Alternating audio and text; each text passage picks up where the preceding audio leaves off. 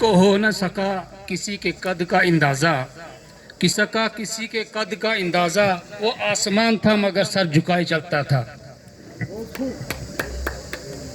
नहदुआ सल्लल्लाहु अलैहि रसूलिल करीम, अम्मा बाद, फ़ौज़ बिल्लाहि मिनश शैतानिर रजीम, बिस्मिल्लाहिर रहमानिर रहीम। फ्राम द इनिशियल स्टेज, इस स्टेज तक जितने भी लोगों ने बोला है मैं सबकी तायीद करता हूँ। टाइम की काफ़ी किल्लत है, अब और भी शायद लोग मेरे बाद लोगों ने बोलना है। मैं ज़्यादा समय न लेते हुए 2 या 3 चीज़ें मैं आपको आपके रखूँगा नज़र। एक,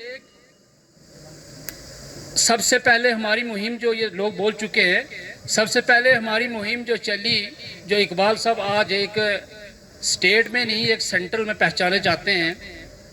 मैं भी काफ़ी देर से बीजेपी के साथ जुड़ा हूँ, 2016-17 से मल सब जानते हैं, लिहाजा मैं इंटरनली चलता रहा, ओपनली नहीं आया, क्योंकि दरहाल में कुछ लोग ऐसे थे कि यहाँ पे चलता है इस किस्म का सिस्टम। मगर मलिक साहब के आने के बाद दरहाल में इतनी तब्दीलियाँ हुई हैं जितनी आज तक शायद हम सोच नहीं सकते थे।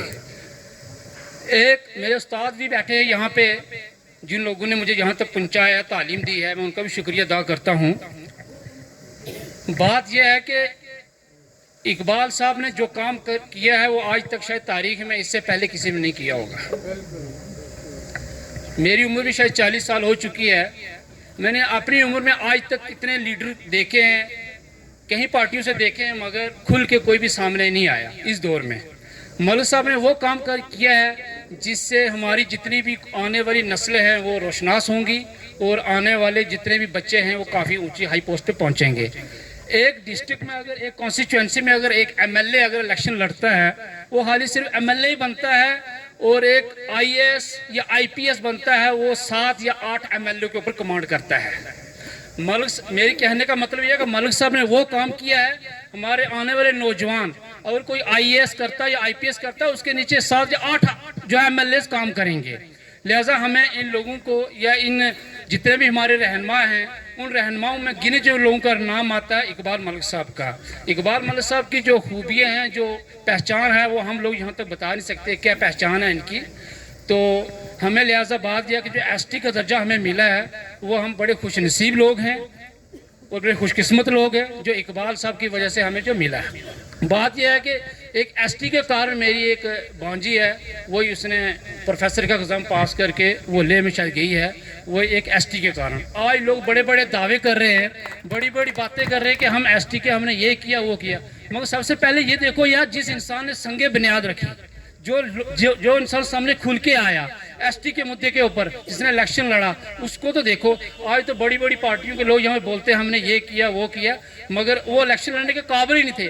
आज इस जगह से बोल रहे हैं हम ये करेंगे वो करेंगे। यार एसटी हमें मिला तो अभी तो हम इलेक्शन लड़ने के काबिल हुए, आप बातें कर रहे हो। लिहाजा हमें इन लोगों को जो है बातों में नहीं आना चाहिए, हमें खुल के अपने एरिया की तरक्की करनी चाहिए और अपने लीडर के साथ चलना चाहिए, शाना बशाना खुल के, और लीडर को है जो आगे हमें सपोर्ट करनी चाहिए। लिहाजा मेरा एक ही और हम ये अपील करते हैं, सब लोगों ने ये बोला है कि मलिक साहब को जो है वो राज्यसभा का मेंबर लेना चाहिए, हम भी इसकी तायद करते हैं, मेंबर जाना चाहिए।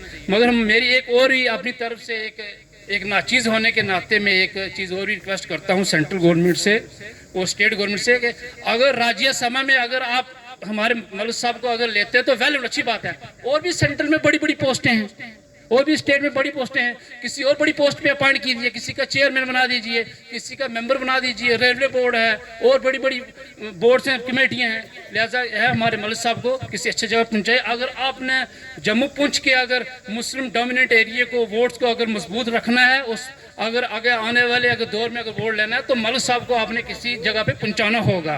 लिहाजा we appeal to central government as well as state LGS administration, be appoint the Mohammad Iqbal Malik sahab from the valley of the Pir Punjab area. Thank you.